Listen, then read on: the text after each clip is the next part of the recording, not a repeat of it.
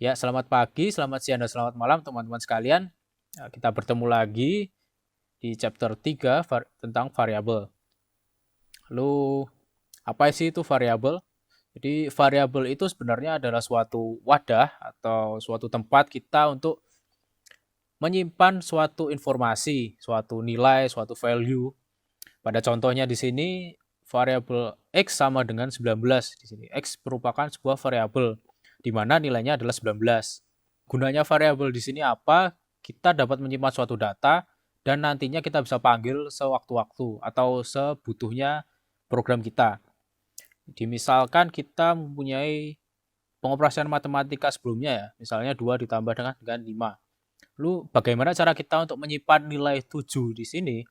Kita bisa menggunakan variabel. Contohnya misalkan X sama dengan 2 plus 5. Di sini tidak terjadi error ya, berarti kode tersebut berhasil dijalankan. Maka jika kita ingin melihat nilai dari X, kita bisa menuliskan print X, lalu hasilnya adalah 7. Jadi untuk penyimpanan sebuah nilai kita bisa menggunakan variabel. Bagaimana dengan tipe data float? Apakah kita bisa menyimpan tipe data float? Misal kita coba Y sama dengan 2 dibagi 2. Tidak terjadi error ya, berarti dijalankan programnya. Lalu kita print Y, hasilnya 1.0, yaitu tipe data float ya kan. Lalu kita coba menyimpan string. Misal tadi kita coba str. String sama dengan coding itu menyenangkan. Lalu kita coba panggil string. Print string. Lalu outputnya string itu menyenangkan. Oke, untuk penggunaan variabel sendiri dalam pengoperasian string, kita dapat mengakses setiap karakter yang ada di dalam string. Contohnya saja kita mau mengambil huruf I dalam itu. Kita bisa saja bilang string text. Kita mulai dari 0 ya. String itu dimulai dari indeks 0. Indeks paling awal dimulai dari 0. Itu 0, 1, 2, 3, 4, 5. Lalu ada spasi 6. Lalu I berada di indeks ke-7. Kita bisa tuliskan 7 di sini. Lalu outputnya adalah I. Oke. Terus bagaimana kita misalnya mau mengambil beberapa karakter ya di dalam sini. Contoh kita hanya mau mengambil coding misalkan. Lalu kita bisa bilang string. Kita mulai dari indeks ke-0. Lalu titik 2 yaitu sampai ke indeks berapa.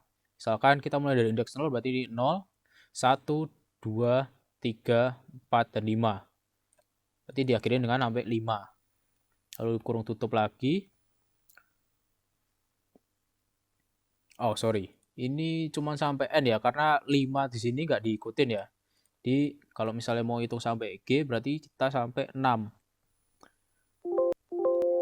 Makanya berarti string 0 sampai 6.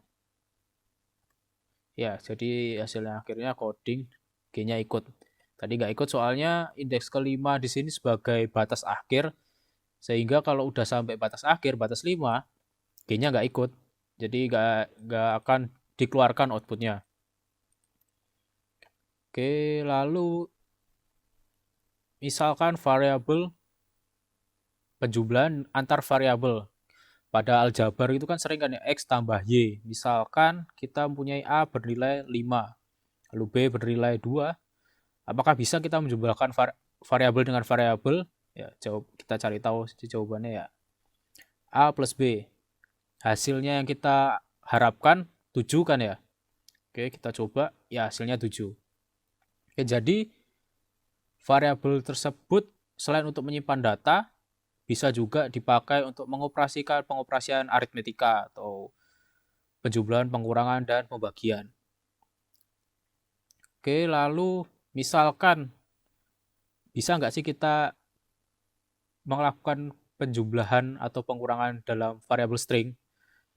Misal kita coba ya, tadi kita punya string itu coding menyenangkan. Kalau misalnya kita tambah dengan 1 misalkan, apakah bisa gitu kan?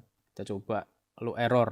Karena tipe datanya berbeda ya kan. Penjumlahan dengan tipe data integer dengan string berbeda, tidak bisa saling menjumlahkan. Lalu tapi ada sesuatu yang berbeda dengan pengoperasian perkalian. Misalkan kita coba perkalian ya. String dikalikan dengan 2. Apakah hasilnya error lagi? Jawabannya tidak. Jadi hasil outputnya itu malah coding itu menyenangkan, lalu di sini ada coding itu menyenangkan lagi. Jadi di sini perkalian itu dimaksudkan untuk mengulang string itu sebanyak berapa kali? Sebanyak n kali. Yang pada kasus ini adalah 2 kali. Jadi akan mengeluarkan output sebanyak, coding itu menyenangkan sebanyak 2 kali. Lalu apakah pembagian bisa? Kita coba ya. String bagi 2. Oke, nggak bisa ya. Lalu mungkin pengurangan. String dikurangi 2. Nggak bisa juga. Lalu misalkan apakah bisa string ditambah dengan string? Oke, kita coba ya. String misalkan ditambah dengan kata-kata yang lain, mungkin aku ya. Oke, jawabannya bisa. Coding itu menyenangkan aku. Oke, mungkin biar lebih rapi lagi, aku kasih spasi di sini ya. String plus, oke, sekali misalnya. Sekali. Outputnya adalah coding itu menyenangkan sekali. Jadi jawabannya apakah bisa? Bisa. Jadi itu saling menambahkan string sebelumnya ya dengan string baru. Lalu apakah perkalian bisa? Kita coba string misalnya dikali dengan aku. Jawabannya nggak bisa ya, karena ya perkalian aku itu bukan merupakan integer, jadi mau dikali berapa komputernya jadi bingung kan ya, karena itu bukan angka. Lalu misalkan pembagian, apakah bisa? Kita coba ya, string bagi dengan aku. Oke, jawabannya juga nggak bisa. Jadi untuk kesimpulannya, pengoperasian string itu bisa dengan penjumlahan, yaitu string dengan string, ataupun perkalian ya. Kalau perkalian cuma bisa dilakukan string dengan integer. Lalu misalkan kita mau mengganti sebuah string. Misalkan kita punya string baru nih. String sama dengan YouTube. YouTube. Lalu kita mau memanggil satu persatu. Kita coba lagi ya. Pemanggilan satu persatu. Misalkan kita panggil O, 0, string 0. Kita bakal dapat Y. Lalu kita misalkan coba string 5. Kita akan dapat B. Lalu misalkan kita coba tulis string 10 ya. Kan indeksnya nggak sampai 10 kan ini. Cuma sampai 1, 2, 1, 2, 0, 1, 2, 3, 4, 5, dan 6. String 10 ada nggak? Nggak ada kan jawabannya. Kita coba apakah hasilnya, dan hasilnya error. Tulisannya index string out of range. Jadi kita nggak bisa mengambil indeks 10 karena memang nggak ada di string. Tapi misalkan apakah kita bisa pakai minus di dalam pengoperasian indeks?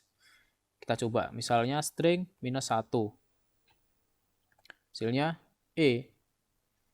Di mana E itu paling belakang, data paling belakang ya. Kita coba lagi, misalkan string minus 2. Hasilnya B. B itu data kedua paling belakang. Di pengoperasian minus di dalam pemanggilan indeks string, jawabannya bisa. Yaitu minus itu berarti hitungannya dari data paling belakang, yaitu E minus 1, B-2, U-3, T-4, U-5, O-6, dan Y-7.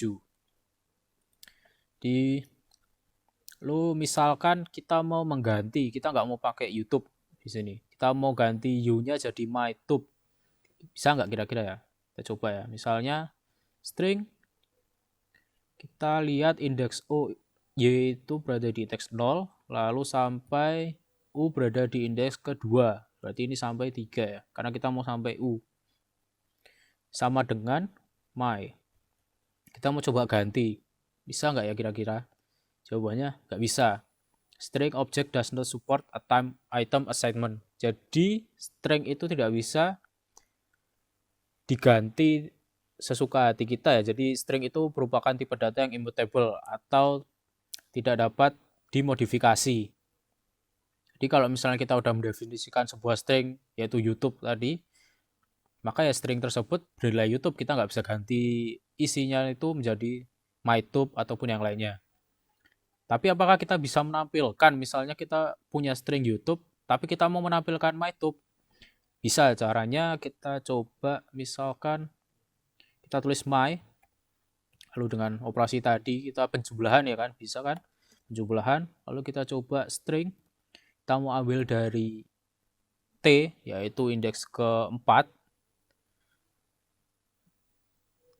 Sorry, maksudnya indeks ketiga ya di sini ya, 3.2. Kita sampai ke 7. Jadi MyTube. Ya, jadi kita nggak bisa merubah value yang ada di dalam variabel string, tapi kita bisa menampilkan hal yang lain dari value string tersebut. Kita bisa pakai operator penjumlahan untuk menampilkan MyTube di sini. Oke, untuk chapter 3 variabel kita sampai di sini. Kita akan berjumpa lagi di chapter 4, yaitu sequence data type. Ada list, tuple, set, dan range. Sekian dan terima kasih.